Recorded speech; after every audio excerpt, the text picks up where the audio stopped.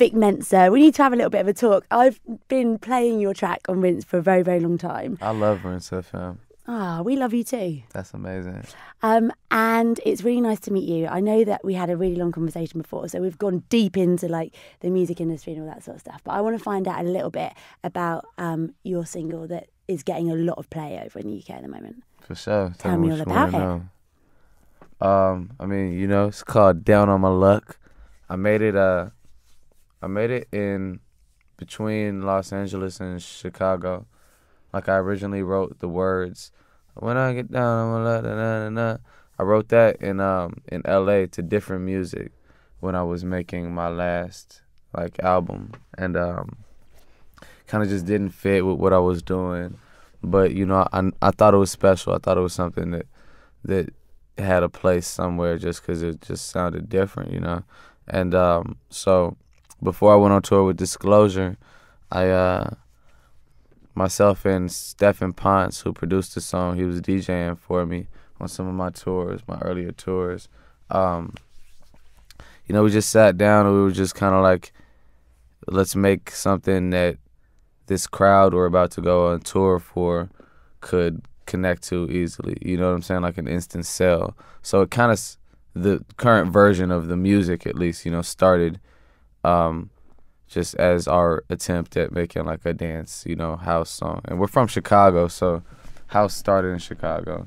And, you know, Disclosure are like huge Chicago house fans. And you know, I'm also a fan of like UK garage music. And, you know, so we just got it popping like that, and kind of took a while because I had no clue how to make a house song, you know.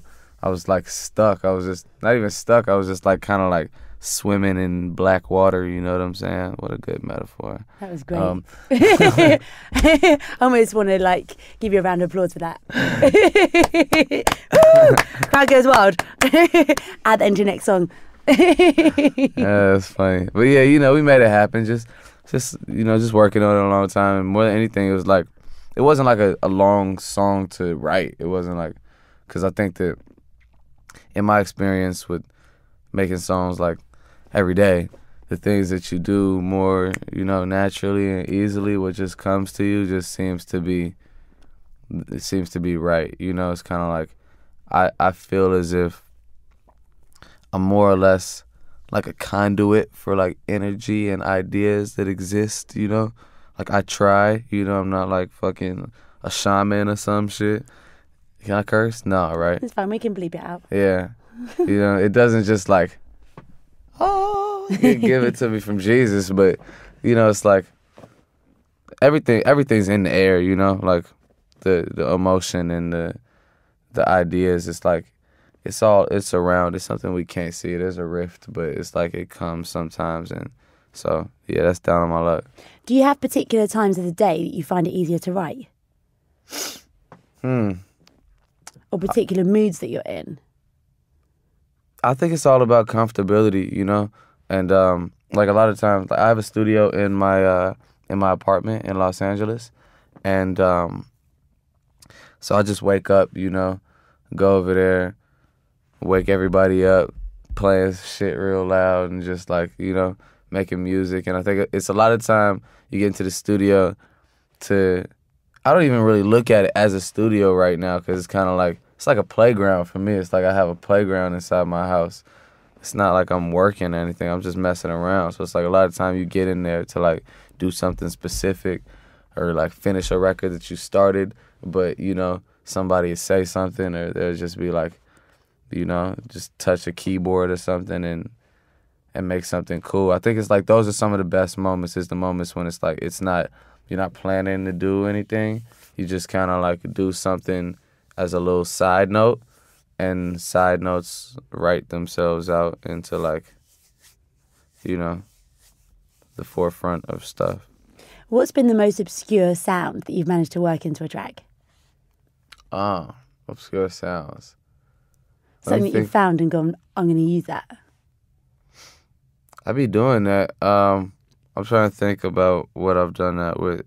Is this like a taped interview where if I take a long time to think? No, you can pause. It's fine. Because when people ask me good questions, I'll be having to think about it for a second. That's good.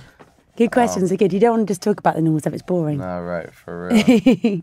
Well, actually, this isn't that obscure, but like on a song that I made called Dope recently, I made the hi-hats and like percussion sounds out of like me like smoking, like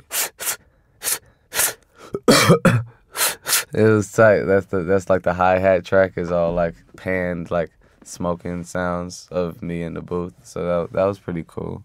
That must be quite sick as well when you know it and the people that are listening don't know it. Some people heard it. Like it's like a music kid thing, but it's not just a music kid thing. You know, people can hear it. It's like pretty obvious. But I actually worked with this guy one time named Hot Sugar, who really, really used strange, obscure sounds. Like I use sounds like I have this little keyboard that I use called an OP1 that I don't know, it's just like this really strange little thing, but it's super dope. And my man had a radio for it, or a radio antenna, so it pick up like radio frequencies, and you could just record those into the thing and like play them out through the keys and stuff. So like I sampled something from the radio. My whole project that I'm making is about like traveling. It's called Traffic, so it's about like traveling and transition and like movement and trains and planes and stuff. And so the first thing he pressed play on was attention passengers, the flight number. So I used that the other day in a song. That was pretty cool. You should go to in the UK, we have tills that are manned by like they're little like robots. And when you put your food through, it talks to you. You should go and get one of those. Where is that? In Sainsbury's or Tesco's. And then if you put something like something in that you're not supposed to, it says unexpected item in bagging area. You need to go and get that. Oh, that's how they do it in America with the right, when you're buying stuff, you mean like the automated. Yes. I always rob those things. I rob them blind. What do you rob from there? Like, I mean, because it's like grocery stores and like supermarkets where they have those in America. So I'll just go, not as much anymore because I can buy it now, but when I couldn't buy it, I used to go, I would get mad groceries, you know, get like a bunch of eggs and bacon and bread and cheese, just delectable stuff, you know, and go to the register and like just scan a Snickers bar or something. And then leave with everything else, you know, pay like 79 cents for like $100 of groceries. And then walking out going, yes. Right, because you just got to press no bagging. You just press don't put it in the bagging area, and then it doesn't speak to you like that. Can you do that in the US? In the UK, I don't think you can do that. You could do it, you just got to finesse. Okay, I need to go shopping with you. You need to teach me how to do this. We don't need to steal. we don't need to steal. I'm telling you about the past. My flatmate always says it was smoked salmon because that's quite light. You can get away with it. Yeah, we could do that. We could get some smoked salmon, some tuna. We can get it all popping. So just go back to your sound. Obviously, the sound with Down on My Luck is a very UK sound. In the US, as much, the dance scene's been a bit more on the EDM side. Exactly that noise. It's too early. How's it being taken over there? Down on My Luck? Yeah, how's it being taken compared to the that stuff?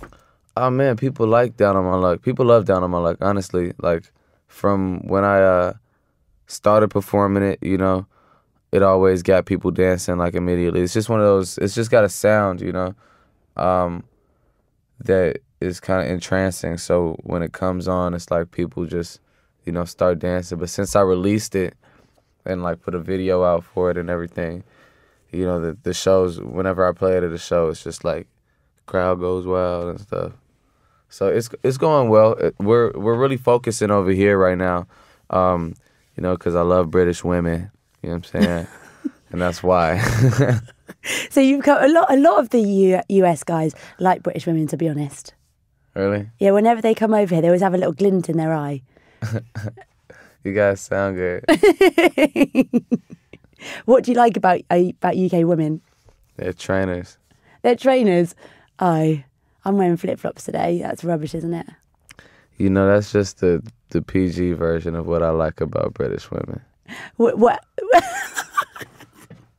What's the non-PG version? What you mean, non-PG version? What's the non-PG version? Like PG-13 version? Or Yeah, like PG. X-rated. Go 13 version. Honestly, I just think that you guys sound sexy. Just to keep it real. I just like your accent a lot. And you're pretty. As a race, everybody. I was just talking about you, actually. Ah, thank you. So the rest of your trip, what have you got in store? You're literally not exploring London at all, are you? You're just here talking and performing. Most exploring I got to do thus far was doing an interview yesterday, just walking around Shoreditch.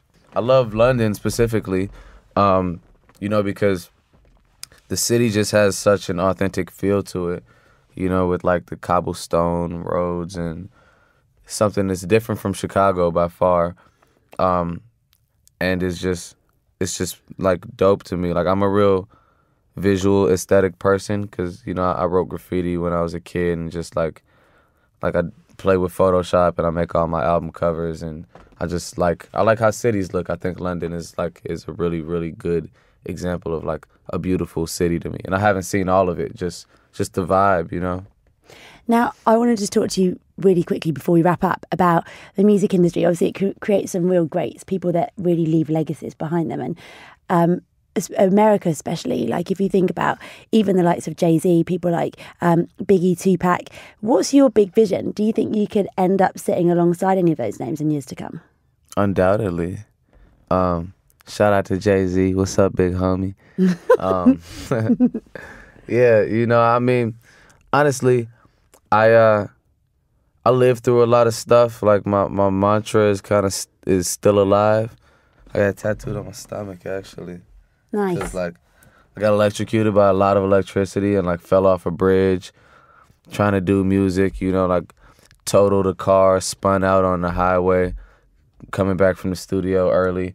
I don't die, and it makes me kind of emotional usually when I even talk about it, think about it, just because I went to the hospital after, that electrocution. It was 15,000 volts of electricity, and, they told my dad, this doesn't happen. We have people coming here, and they're never the same. Like they're burnt black, they're charred. As you can see, I'm still light-skinned, still a lighty. But, I say that to say that I don't think that I'm here and have been through all that, and stayed on this earth not to be great, I'm not here for no reason. I just think things are for a reason. And, I'm not ever tooting my own horn. I just think that, my fate is something that is meant to be. Because it's funny, I meet a lot of artists and I sit with them or I speak to them and you get a feeling about that person. And when I spoke to you on the phone, I remember getting off the phone to someone I work with and I just went, shit, like Vic Mensa, man, there's something about him. What's the feeling about me? Like that you're here for the long haul. You're not an artist that's just going to come and go. Like you're here and you're going to be like somebody that's going to really leave their mark on the industry. I'm going to be talking to you in 5 years. I agree. I'm going to be like, let's go to Ibiza. I'll be like, let's go. But honestly, it's really, really a pleasure to talk to you. And it's a pleasure to speak we love to you here too. in the UK. And yeah, just keep doing what you're doing. It's awesome. You too, man. Vic Mensa for iMusic TV.